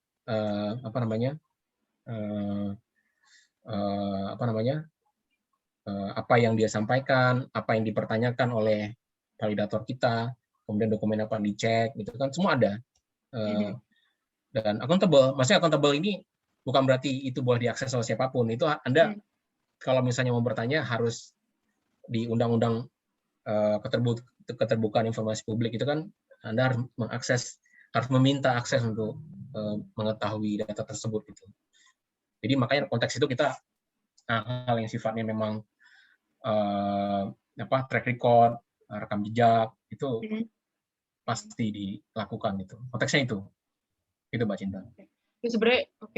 Sebenarnya ini masih seru banget ngomongin ini, cuma ini waktunya udah sedikit lagi. Jadi kita kembali lagi ke Mbak Indi deh. Mbak Indi, sebenarnya tuh masih relevan nggak sih Mbak untuk S2 atau S3 di luar negeri? Apalagi kita lagi ada pandemi kayak gini nih Mbak. Ini kan banyak akhirnya kuliah akhirnya online juga gitu loh. Gimana kalau menurut Mbak Indi? Ya, pertanyaannya bagus. Sebenarnya gini, secara umum memang fresh graduate atau alumni muda dia yang baru pada lulus ya, itu 80% tuh bingung mau kemana, mau ngapain gitu loh. Nah, dan 60% katanya itu memilih untuk bekerja sebetulnya gitu. Nah, jadi kadang tujuan path-nya itu biasanya ada 3. Itu sejak untuk dari lulus itu ada 3. 1 kerja, terus 2 sekolah lagi, langsung sekolah, 3 entrepreneur, jadi usaha sendiri, sama 4 sekarang gap year katanya gitu. Sekarang nih lagi tren gap year gitu, istirahat dulu gitu. Kalau istirahat aja sih ngapain ya, cuma diem-diem aja. Tapi kalau di luar negeri itu biasanya gap year itu mereka social work gitu ya, terus traveling, tapi ada ininya lah, ada value lebihnya lah gitu ya, misalnya social work atau charity atau apa gitu. Nah anyway, jadi itu sebenarnya pathnya itu. Nah kebanyakan orang sekolah itu ya cuman karena dia nggak dapat kerjaan, gue sekolah deh gitu deh, gue nggak dapat kerjaan, gue sekolah. Tapi ada juga yang yang memang dengan perencanaan. Tadi makanya saya bilang perencanaan itu paling penting sebenarnya. Nah, masalah kemana itu balik lagi tadi. Kamu mau kemana emang? Gitu kan. Jadi sebenarnya perlu nggak sih ke luar negeri gitu kan? Makanya tadi ada satu, terus nanti mungkin kalau misalnya daftarnya melalui Sunat, mau ke Belanda, ya perlu ke luar negeri. Kenapa mesti ke Belanda? Kenapa mesti ke Delft? Kenapa mesti ke Leiden misalkan? Atau misalnya tadi mau ke mana, ke New Zealand gitu kan, kalau misalnya mau belajar geothermal misalkan. Nah itu kan ujung-ujungnya harus ada gen relevansinya lagi. Nah sekarang kalau misalkan secara umum, saya perlu nggak sekolah ke luar negeri? Nah ini saya ada satu grafik ya, satu data yang menunjukkan bahwa jumlah mahasiswa Indonesia yang belajar ke luar negeri itu udah pakai LPDP itu yang banyak banget ya, LPDP banget cerita baik sekali, dari 15 program, 15 stream beasiswa, bayangin banyak sekali itu. Satu programnya berapa tuh jumlah awardee-nya ya. Terus kemudian ada Stunet, ada Chevening, ada Fulbright. Terus kemudian ada yang bayar sendiri, self finance. Itu nggak nyampe 100.000. All together. Nggak ada 100.000 itu S1 S2 S3. Jadi udah semua deh. Itu mungkin sekitar sekarang 60.000 kali ya, 60.000. Ya. Cuma 60.000. Penduduk kita berapa? 200 juta kan? Nah, sementara Cina itu nomor 1. Dia udah hampir 1 juta. Istilahnya international student. Jadi pelajar Tiongkok yang belajar di luar negeri gitu loh. Bayangin di Belanda itu dulu zaman saya kuliah 20 tahun, 25 tahun yang lalu di Belanda, itu pelajar Indonesia itu nomor 2. Waktu itu nomor 2 atau nomor 3 gitu. International student yang paling banyak ya, kan waktu itu zaman Pak Habibie ngirimin banyak tuh. Ya, itu banyak urutannya lumayan tinggi. Nah, sekarang itu nomor 1 tetap orang Jerman. Orang Jerman belajar di Belanda. Nomor 1 orang Jerman, nomor 2 orang Cina, pelajar Cina. Gitu loh. Padahal dulu kan sebenarnya Belanda bukan satu destinasi klasik ya untuk pelajar-pelajar dari Tiongkok. Biasanya mereka ke Amerika, ke Kanada gitu. Nah, terus saya tanya lagi di Swiss. Di Swiss siapa yang pelajar Cina juga? Berarti sebenarnya memang mereka tersebar di mana-mana. Terus yang kedua itu adalah India. India itu sekitar 700-800 ribu lah gitu ya. Pelajar India di luar negeri. Terus kemudian Korea gitu ya. Oke, itu nggak usah diomongin ya, udah banyak banget, no compare. Yang paling bikin miris itu adalah Vietnam. Vietnam itu sudah 90.000 pelajar internasional gitu. Jadi mereka berguru ke luar negeri itu sudah 90.000. Nah ini sekarang itu kenapa gitu? Emang kenapa? Ada hubungannya nggak kalau kita amati, kita observasi bahwa kemajuan negara-negara itu dengan jumlah international outbound student mobility istilahnya. Itu outbound aja yang keluar gitu loh. Amerika memang banyak menerima, inbound-nya dia banyak. Tapi pelajar Amerika yang keluar tuh sedikit. Nggak seimbang. Kalau Eropa agak seimbang. Ya, jadi mereka cukup banyak yang keluar, mereka juga banyak yang terima. Inbound-nya juga cukup banyak. Nah, sementara kita baru sekitar 60.000 lah kira-kira. Sementara penduduknya 200 juta. Vietnam 80 juta mungkin ya, 80 juta. Kalau kita bandingkan rasio per penduduk masih sangat kecil, padahal udah didukung LPDP segala macam tuh. Nah, itu makanya ini mungkin memang ini suatu program percepatan gitu ya. Nah, jadi ya kalau ditanya butuh apa nggak butuh ya salah satu hal yang merefleksikan itu adalah data tadi gitu. Nah, tapi kemudian kita lihat juga dari pengalaman teman-teman gitu ya. Mungkin nanti Ingrid bisa cerita sebenarnya apa sih yang didapat dari sekolah di luar negeri gitu loh. Bedanya apa sih gitu loh sama kuliah di Indonesia gitu. Ini bukan bermaksud mendikotomikan ya, bukan, tapi maksudnya added value apa yang didapat oleh para pelajar kita yang di luar negeri itu yang mungkin tidak didapatkan pada saat mereka kuliah di sini. Mungkin Ingrid kali, mungkin bisa cerita. Oke, Ibu. Ya, sungguh menarik sih pasti. Kalau misalnya selalu pertanyaannya apa sih yang kita dapat gitu di sini. Kalau boleh jujur ya, yang pertama aku dapatkan tuh sebenarnya bukan tentang pelajarannya dulu ya, jadi lebih kayak ke pola berpikir. Jadi lebih kayak kepada soft skill ya, berarti ya, lebih kepada soft skill gitu. Jadi pola berpikir sih yang aku paling melihat, aku belajar banyak gitu. Tapi ya sebenarnya benar juga kayak nggak semestinya 100% pola berpikir di sini aku harus terapkan di Indonesia nanti gitu. Bukan berarti gitu juga, tapi ada yang bisa diserap dan yang baik bisa kita pelajarin seperti itu. Jadi pola berpikir, terus aku juga ngalamin ini sih kayak mengenal culture atau budaya negara-negara lain. Bagaimana sih mereka biasanya menyusun hari mereka gitu? Apa sih cara mereka efektif, cara mereka produktif itu seperti apa sih gitu? Sehingga aku juga bisa produktif kayak mereka, atau cara mereka belajar gitu. Karena memang juga dari sistem belajar kan berbeda. Di sini itu kalau pengalaman di TU Delft itu sistem belajarnya quarter atau 2,5 bulan, 10 minggu bahkan ya, 10 minggu. Sedangkan kalau misalnya di Indonesia itu kan 1 semester, jadi per 6 bulan kita ada tes gitu, ada ujian. Nah, kalau misalnya di Belanda berarti 10 minggu, di TU Delft 10 minggu kita ujian gitu. Dengan materi yang bobotnya hampir sama gitu, banyaknya gitu. Nah, bagaimana sih cara efektif buat belajar? Bagaimana sih cara time management kayak gitu. Jadi lebih kayak ke arah soft skill. Kalau misalnya dari arah hard skill-nya apa yang aku dapat dari luar itu mungkin juga berkaitan dengan bidang studi gitu. Karena memang ya tadi berangkat dari aku bidang studinya maunya di maritim dan pelabuhan, dan Belanda juga advance dalam bidang itu, sehingga aku juga bisa belajar bagaimana sih mereka membangun industri ini sehingga bisa advance dan bisa maju di antara negara-negara lain gitu. Jadi lebih banyak ke arah sana sih added value-nya. Jadi banyak ya kayak memang added value, kalaupun di Belanda itu di luar negeri itu pasti added value-nya banyak lah ya, nggak sama seperti di Indonesia pastinya. Nah sekarang aku mau ke Kak Dira sama Kak Sultan nih. Kak Dira sama Kak Sultan itu kan kuliah di Belanda itu sempat kena pandemi ya. Itu gimana sih pengalamannya di sana? Apakah itu jadi obstacle gitu? Coba dari Kak Dira dulu, Kak. Oh ya, oke.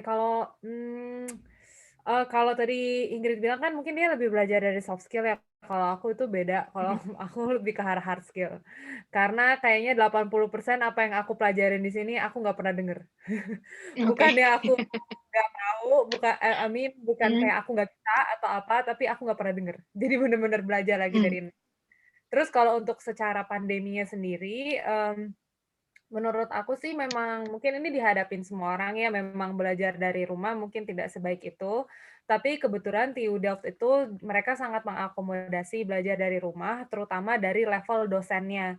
Jadi bukan lebih ke arah mungkin universitasnya atau departemennya, mungkin mereka secara besar tidak punya program spesifik, tapi dosen untuk masing-masing pelajaran dan masing-masing studio, kalau aku, itu di sana mereka sangat mengakomodir. Jadi mereka seberusaha mungkin tetap banyak sekali ilmu yang kita dapat, banyak sekali kolaborasi yang kita dapat. Jadi misalkan justru karena pandemi semua orang bisa meeting online, mereka itu sebanyak-banyaknya ngundang pihak dari luar untuk bisa ngajarin kita. Jadi ada dari developer, ada dari municipality atau government-nya Belanda. Jadi mereka invite banyak sekali orang untuk bisa ngasih kita ilmu.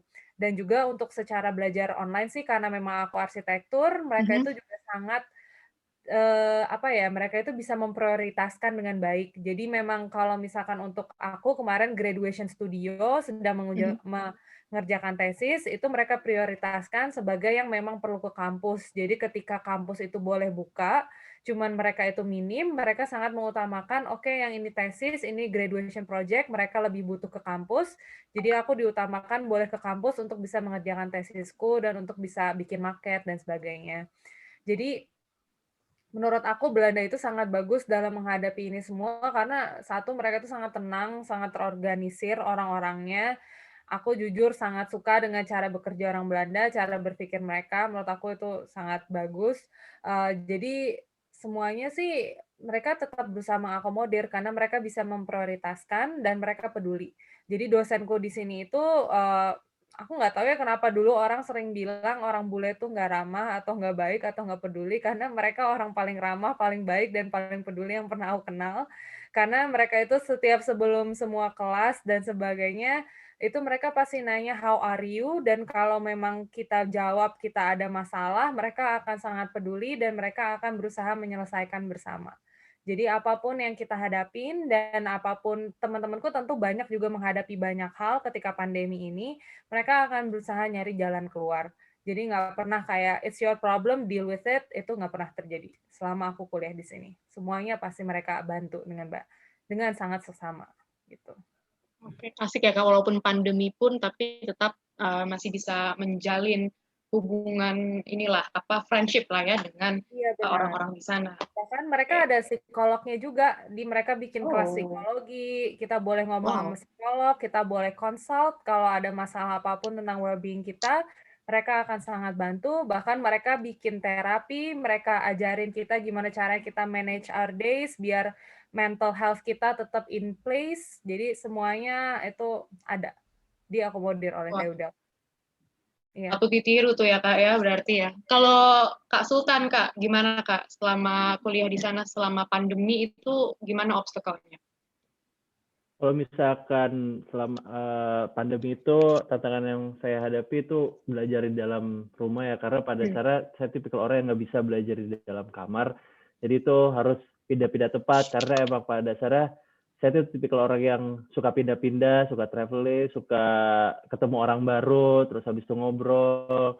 Nah selama pandemi ini ya itu jujur pribadi itu merupakan momen yang terendah di hidup saya karena saya itu nggak ketemu sama keluarga, terus habis itu teman-teman yang biasa bersosialisasi jadi pada pulang semua ke negara masing-masing, terus habis itu yang teman-teman di Belanda pada ke tempat orang tua masing-masing, terus habis itu hampir setiap hari mengalami situasi yang sama, walaupun kayak ketemu orang, tapi kita cuma ketemu lewat secara virtual.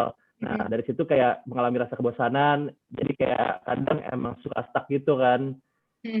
Jadi waktu itu saya emang ya bisa dibilang berusaha untuk menemukan kayak berusaha untuk menemukan diri sendiri lagi lah gitu. Karena kayak ya kita harus beradaptasi karena menurut saya kondisi dari pandemi yang sekarang ini terjadi adalah bahwa emang hal yang tidak diduga itu kapan aja bisa terjadi, dan hal yang namanya perubahan yang paling maksudnya hal yang paling konstan itu adalah perubahan gitu. Ya, jadi emang ya udah kita hadapin aja. Dan jujur kayak kalau misalnya boleh sharing, kayak saya juga kan kebetulan ada satu mata kuliah emang beberapa kali gagal ya, dan itu salah satu penyebab utamanya gagal karena adalah saya emang nggak bisa konsen ngadepin ujian online. Semua ujian online yang saya ikutin rata-rata tuh kayak ada yang lulus tapi dengan nilai yang terbatas. Nah waktu itu ada satu mata kuliah emang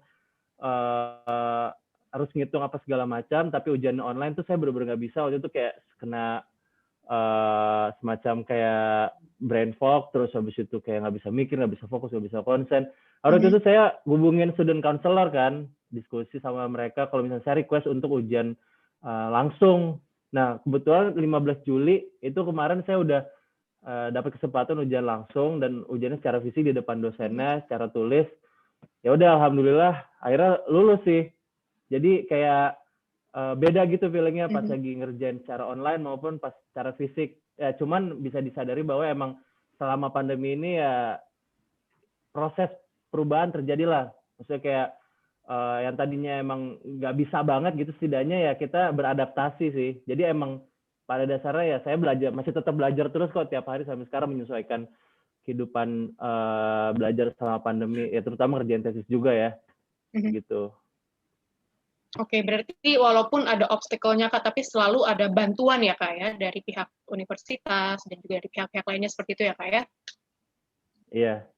Nah, kita emang dituntut untuk inisiatif. Jadi ya kita berani aja mengutarakan kalau misalnya emang lagi galau, lagi kangen sama keluarga, atau kangen sama teman-teman, atau misalkan lagi ada problem sama masalah makan gitu. Biasanya kan kalau cenderung di Indonesia mungkin kita kayak lemah banget sih lu, kayak lu bukan cowok deh. Nah, cuman kayak di sini kita dilatih emang untuk menurunkan ego kita. Kita ya dilatih untuk kalau misalnya emang lagi ke dalam kondisi yang tidak baik, ya kita harus menyadari bahwa emang kita lagi nggak baik, dan lebih baik emang terbuka. Dan alhamdulillah di sini juga orang-orangnya juga suportif sih. Nah, permasalahan adalah ketika orang yang mau tertutup, ya orang jadi susah tahu apa yang kita hadapi, terus calamity apa lagi kita jalanin. Jadi emang perlu banget sih. Nah, salah satu hal yang paling penting selama saya belajar di Belanda ini, selain dari akademis dan kawan-kawan, adalah keterbukaan sih. Apapun kondisinya, kita berusaha untuk menceritakan apa adanya dan saling terbuka aja. Mau itu baik, mau itu pun buruk. Karena pada dasarnya ya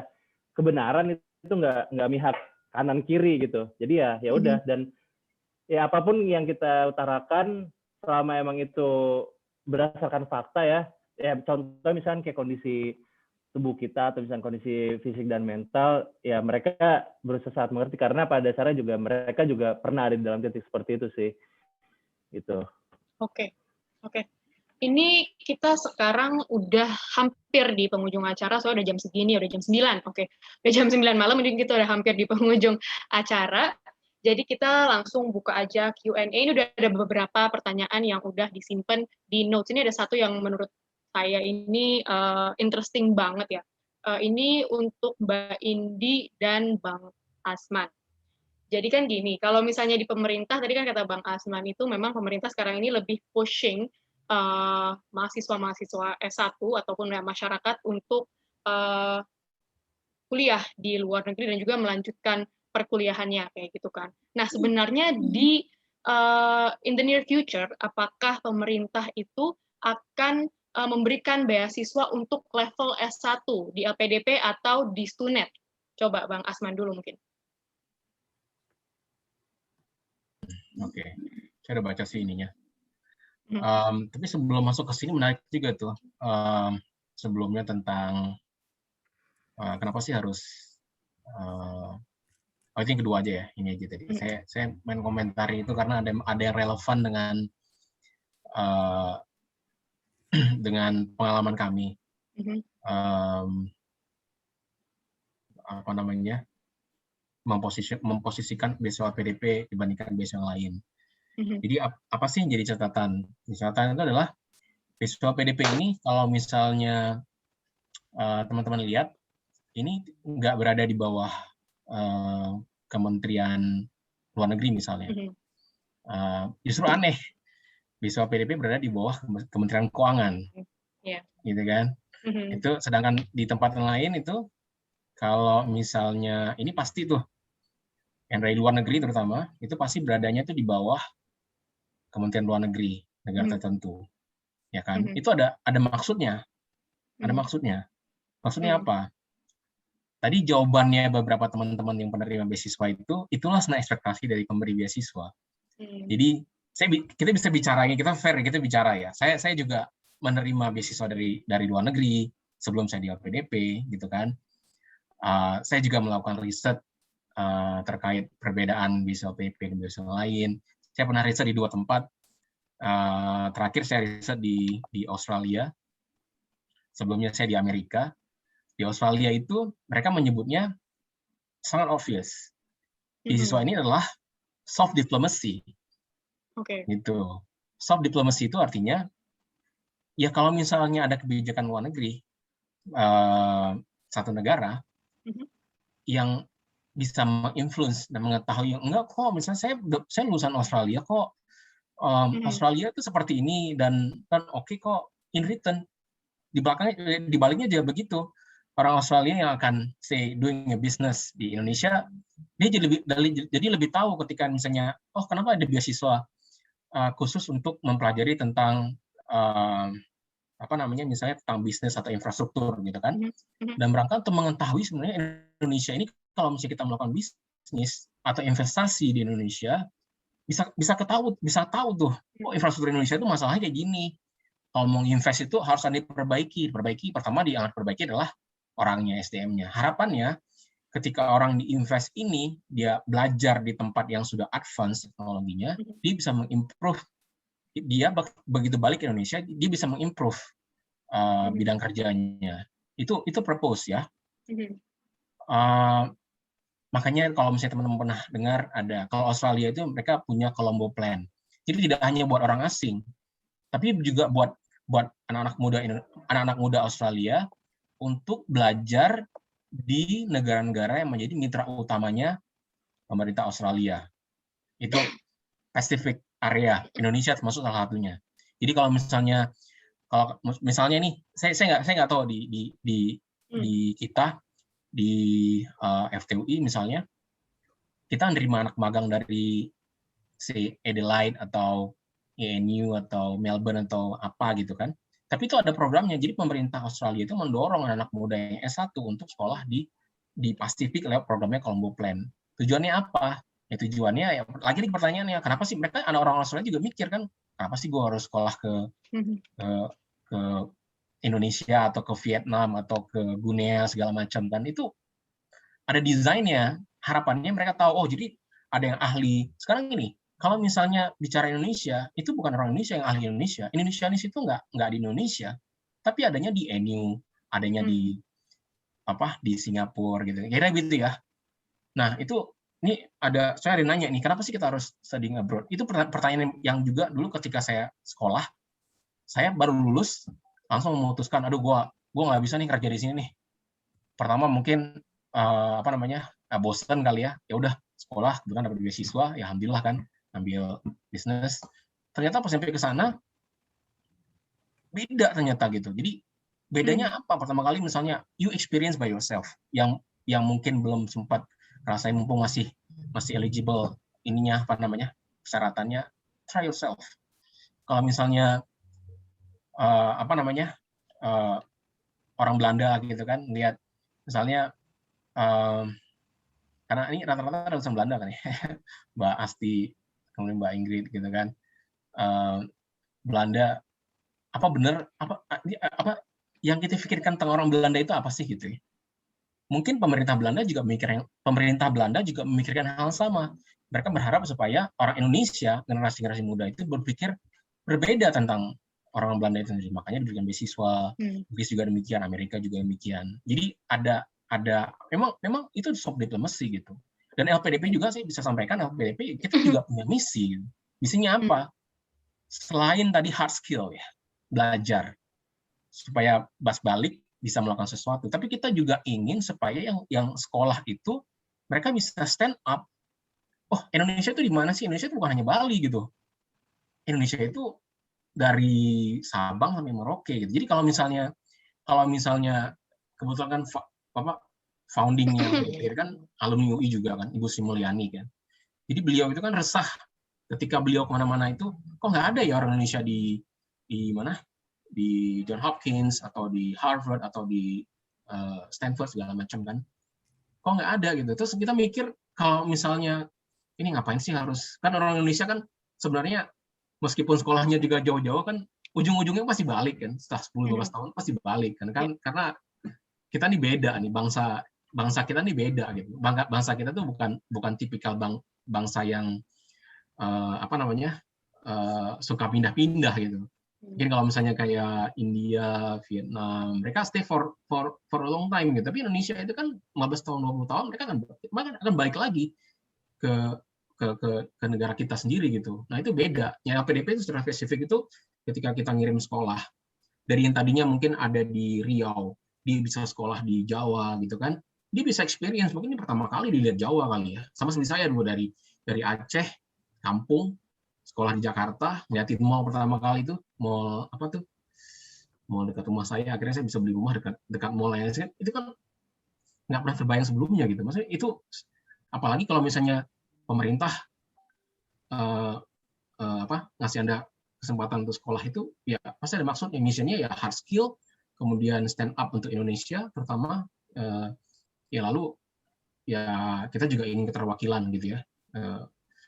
Saya baru jawab pertanyaan ini ya. Ya, teman-teman semuanya, LPDP itu kebetulan tahun ini, alhamdulillahnya, itu kita udah buka untuk S1. Tapi bukan beasiswa S1 itu yang sifatnya degree yang benar-benar S1 ya. Kita belum, karena simply belum dapat mandat sebenarnya. Jadi LPDP itu ketika ngasih beasiswa itu dia harus dapat mandat dari dari Dewan Penyantun, dan penyantun itu sejumlah menteri. Jadi nggak hanya 1-2 menteri, tapi ada sejumlah menteri supaya LPDP ini bisa ngasih beasiswa untuk S1. Benar-benar S1, jadi lulusan SMA dapat beasiswa untuk sekolah S1 dengan beasiswa LPDP itu belum. Tapi LPDP itu sudah mulai banyak program yang kita kerjasamakan dengan Kemendikbud, terus ada Kementerian Agama, kemudian ada kementerian-kementerian tertentu untuk ngasih beasiswa untuk ya kalian teman-teman yang sini yang masih belum lulus misalnya, yang masih S1, untuk juga bisa nyobain non-degree dulu.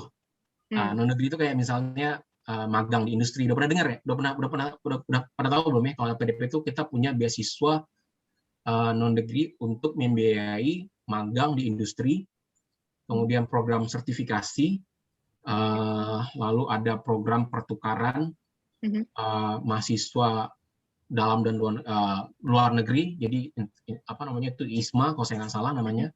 Kemudian ada kampus mengajar, kampus mengajar atau apa? Saking banyaknya program itu. Jadi kampus mengajar itu misalnya yang tinggal di Jakarta, kuliah di UI, itu kan kalian bisa ambil 1 semester misalnya di NTT misalnya, atau di Medan, atau di Papua gitu kan, dan itu kredit transfer gitu. Jadi itu dibiayai.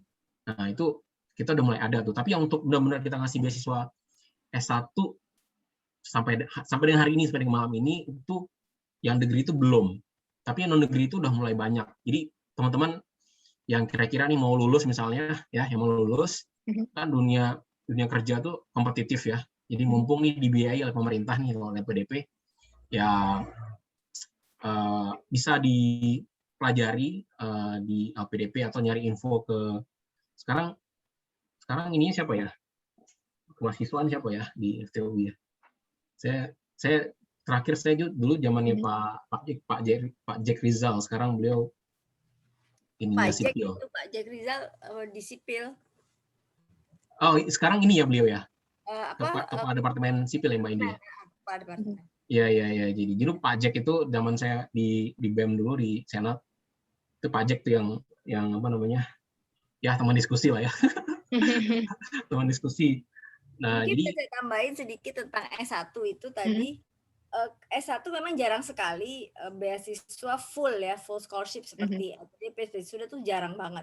Karena emang balik lagi, beasiswa itu kan satu investasi. Dari sisi investasi itu terlalu mahal sebenarnya. S1 kan kalau satu full scholarship berapa tahun tuh, paling enggak 4 tahun kan, tuh mahal banget ya kan. Mahal, dan ibarat buah tuh masih mentah. Tapi kalau misalnya S2 ini cuma setahun 2 tahun gitu kan, udah setengah matang. Jadi dari sisi potential return-nya lebih cepat.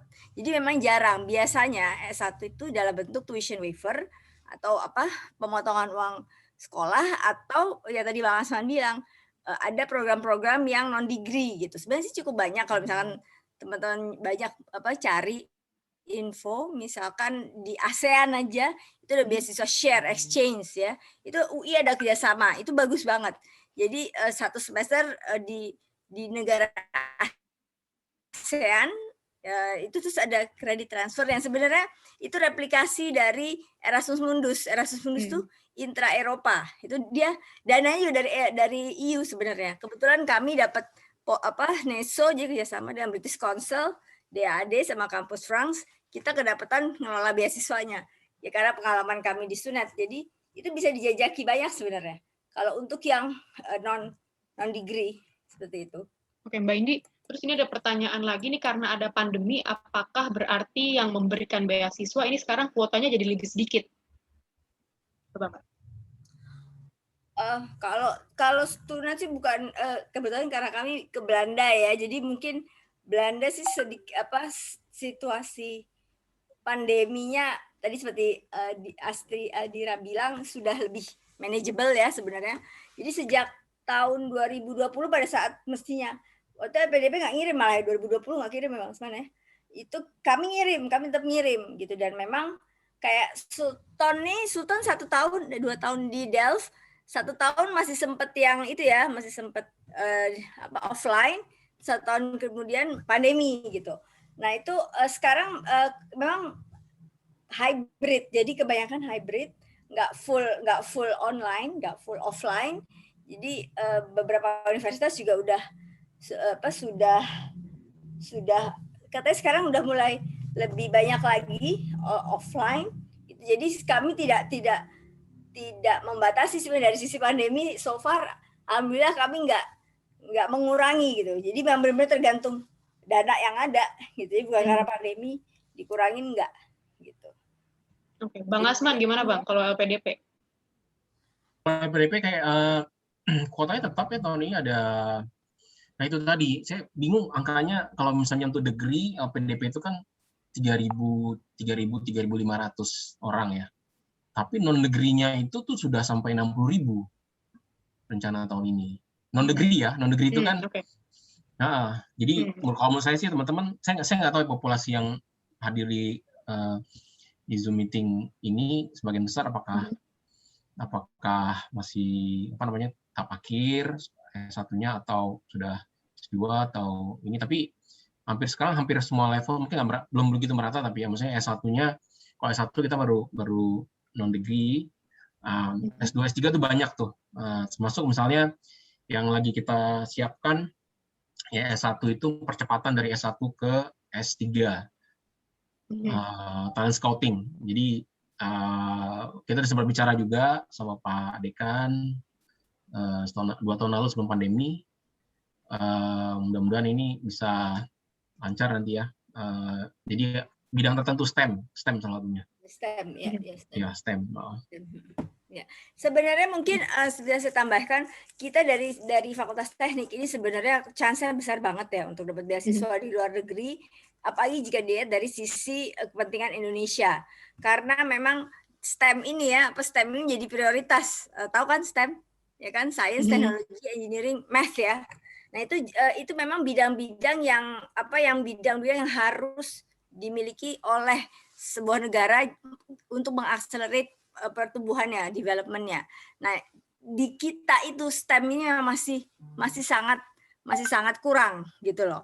Dari universitas perguruan tinggi yang ada di Indonesia itu mungkin less than 10% mungkin ya yang spesialisasi di STEM, karena memang mahal. Bikin jurusan yang berbasis STEM ini yang mahal.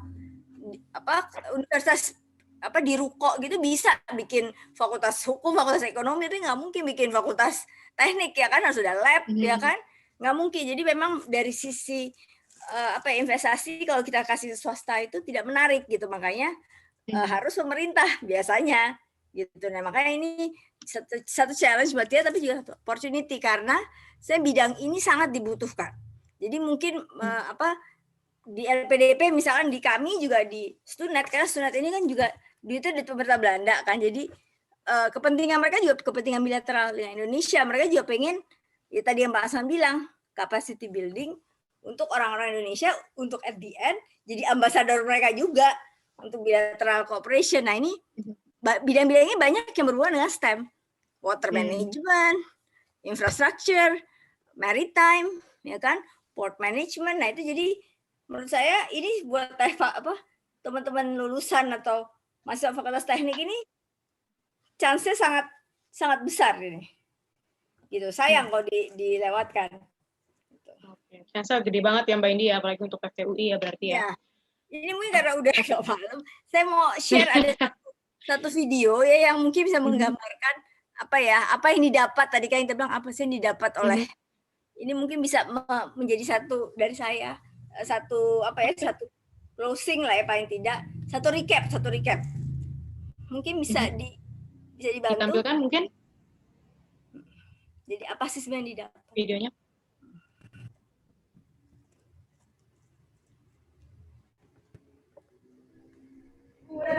Mungkin gela-gela doa berkah rahmat Allah yang beri.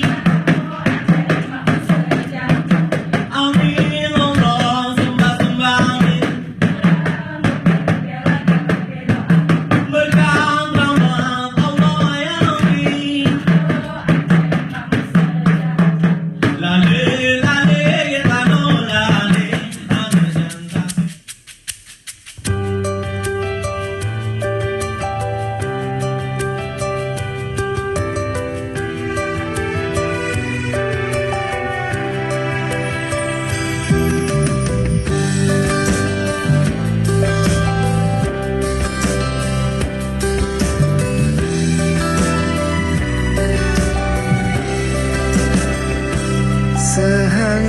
secangkir kopi, mengantar perbincangan tentang masa lalu kita, merancang masa depan. Ingatkah janjiku kawan, bila nanti ku terbang? Kenapa? Susah, readingnya banyak. Jadi Harus kalau baca terus, tugasnya juga lumayan, terus udah mulai tesis, jadi harus mencurahkan pikiran ke kuliah terus. Karena berat harus digendong. Halo, gue lagi belanja nih. Belanja apa? Buat makan siang nih, nggak tahu, mau lihat-lihat dulu, kayaknya banyak nih. Tapi ya gitu deh. Makan siang apa? Tadi baru belanja. Yang penghabisan, meski aku tak lagi di situ, tolong ingat-ingatlah aku. Demi senja dan secangkir teh hangat, ku sempatkan berkunjung pulang, kawan aku pulang.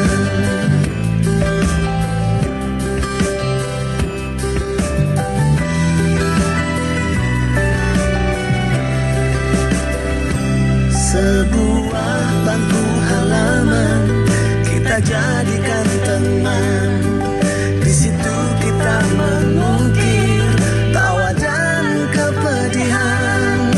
Ingatkah semua mimpi yang kita perjuangkan, sampai titik darah yang penghabisan. Meski aku tak lagi di situ, tolong ingat-ingatlah aku.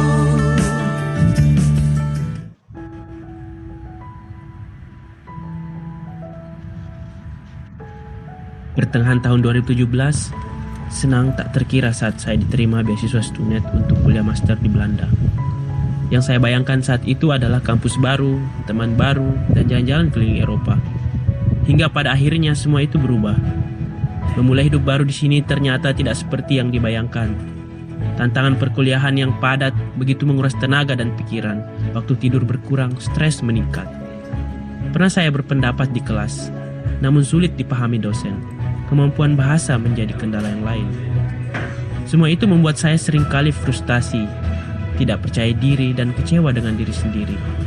Tapi, semua ada titik baliknya. Ketika kita sadar bahwa derita, duka, ketidakpercayaan diri dan kecewa adalah bagian yang tak terpisahkan dari keseharian kita di sini. Ketika ujian ulang menjadi bumbu pahit yang nikmat dan nilai tak lagi menjadi tujuan tunggal, maka titik balik adalah ketika proses belajar menjadi tujuan.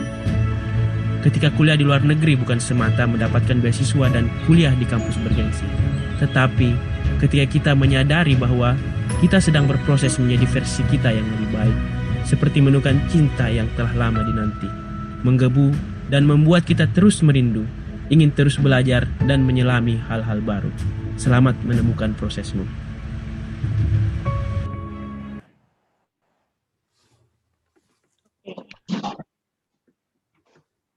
Oke.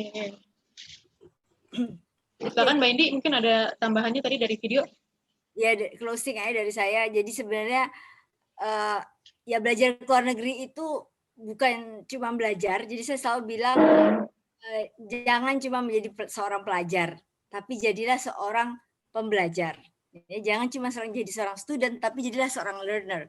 Karena learner itu luas ya. Jadi tadi sebenarnya berdasarkan survei kami at the end of every completion of the study, itu hampir semua awardee yang mengisi bilang bahwa hal terpenting yang mereka dapatkan justru bukan knowledge and skills. Knowledge oke ya, udah pasti itu ya. Tapi yang lebih penting lagi ada personal development. Tadi yang disebutkan oleh di film itu reinvented a new version of you. Jadi mungkin itu yang sebenarnya kita inginkan dari pemberi beasiswa, bahwa satu transformasi menjadi new version tentunya yang lebih baik. Saya rasa itu. Terima kasih. Oke, Bang Asman mungkin ada sepatah kata terakhir, Bang. apa ya? Jadi kalau saya pikir kalau misalnya belajar itu adalah satu kesempatan yang ya meskipun itu kita hidup ini kan selalu belajar, tapi ada kesempatan untuk bisa belajar di tempat yang lain dengan orang berbeda, dengan environment yang berbeda, itu akan lifetime experience. Jadi benar-benar sesuatu yang perlu dan worth it untuk dilakukan gitu. Jadi kalau misalnya kalian masih punya kesempatan dan peluangnya juga ada, saya pikir itu worth it untuk dicoba ya. Artinya meskipun sebenarnya saya pribadi merasa bahwa saat ini mungkin banyak pertanyaan, kenapa sih harus sekolah S2 misalnya, kenapa sih harus sekolah S3, kenapa sih harus sekolah ke luar negeri gitu kan. Kalau misalnya bicara mendengarkan statement orang, mungkin beda kalau misalnya kita ngerasain langsung. Jadi kalau menurut saya, kita anak teknik gitu ya, cobain kemudian in return lihat rasanya bedanya itu seperti apa ya, akan terasa dari belajar itu sendiri ya, belajar sendiri, kemudian experience bergaul dengan berjejaring banyak orang juga, itu pengalaman yang sangat-sangat berkesan. Saya senang tadi dengan videonya Stunet gitu ya. Jadi meskipun saya pribadi bukan lulusan Belanda, tapi saya dari ruang-ruang universitas, kemudian dari bandara, jadi saya semacam recall gitu ketika pernah tugas ke sana gitu kan. Jadi saya ngerasa memang suasananya beda sekali gitu ya. Jadi kangen sama kampus Wageningen yang besar, kemudian Delft yang hampir sama seperti perpustakaan kita. Memang benar ya, perpustakaan UI ya. Itu ya, mirip gitu ya. Jadi saya kemudian yang Bung Hatta gitu kan, yang Erasmus, kemudian Groningen yang cukup jauh di utara yang hampir dekat dengan Jerman gitu kan. Sepanjang jalannya juga tolnya yang sangat-sangat berbeda. Kan tolnya di Belanda itu kan meskipun padat, tapi kan orang tahu di jam berapa, di ininya berapa dia bisa keluar dan segala macam. Itu menurut saya itu luar biasa gitu kan. Meskipun cuma jadi visitor, saya ngelihatnya itu memang sangat-sangat berkesan gitu. Demikian. Mudah-mudahan bisa menginspirasi kita semua ya. Iya, oke. Kalau Kak Dira, Kak, ada closing remark mungkin? Closing remarkku paling mungkin semangat aja untuk yang emang mau nyoba beasiswa dan S2, dicoba dulu aja, fokus, banyak-banyak refleksi diri tentang apa yang emang dimau dan emang untuk kedepannya gimana. Dan juga mungkin di luar sana tuh banyak banget tips and trick, cara ini itu. Tapi sebenarnya menurut aku sih selama kita true to ourselves, true to what we do, dan kita percaya memang dengan apa yang kita mau, itu pasti ada jalannya. Gitu. Oke. Kalau Kak Ingrid, Kak? Ya, kayaknya mungkin ya buat teman-teman ya, mungkin di sini banyaknya anak FT ya, explore lebih banyak lagi untuk bidang yang sedang kamu geluti, cari passion atau cari minat di mana mau berdampak, berkontribusi, bermanfaat. Terus ya jangan takut, pasti kalau misalnya memang ada jalannya, ya akan ada jalannya gitu. Dan kayaknya ini sesi yang sangat baik ya, jadi recordingnya kalau misalnya bisa di-share dan ada Bu Indi dan Bang Asman, wah luar biasa sekali. Nanti ada YouTube-nya kayaknya Ingrid. Minta ya. Mantap banget Ibu. Ya gitu aja. Oke, terakhir. Siap. Terakhir Kak Sultan, Kak. Closing remark. Oke, kalau misalkan dari saya sih luruskan niat. Karena kalau misalnya dari niat, kalian jadi mudah untuk menavigasikan diri kalian, menentukan tujuan, perencanaan, eksekusi, dan semacamnya.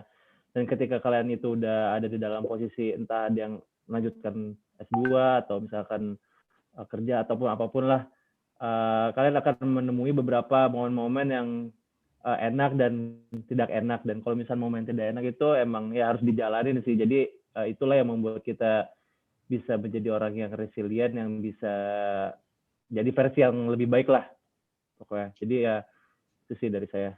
Terima kasih. Oke, baik. Terima kasih, Kak Sultan. Oke, teman-teman, ini memang sebenarnya saya lihat di sini udah banyak banget pertanyaan, dan jujur aja ini bagus-bagus banget sebenarnya pertanyaannya ya. Tapi karena waktu kita udah habis, ini sebenarnya harusnya kita cuma sejam loh. Ini hampir 2 jam, jadi seseru itu sih memang hari ini kita ngobrol-ngobrolnya. Jadi mungkin untuk kedepannya bisa dilanjutin di sosial media, mungkin di sosial media masing-masing.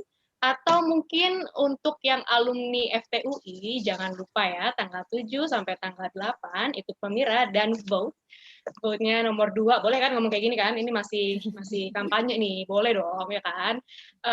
Vote untuk nomor 2, jadi nanti kita ke depannya bisa ngobrol-ngobrol kayak gini lagi, dan lebih seru lagi, dan mungkin bisa lebih lama lagi loh teman-teman. Jadi nanti bakal lebih banyak yang dibicarain, lalu banyak juga pertanyaan yang mungkin bisa dijawab dari semua narasumber hari ini. Oke, terima kasih para pembicara udah mau datang untuk acara hari ini. Terima kasih banyak.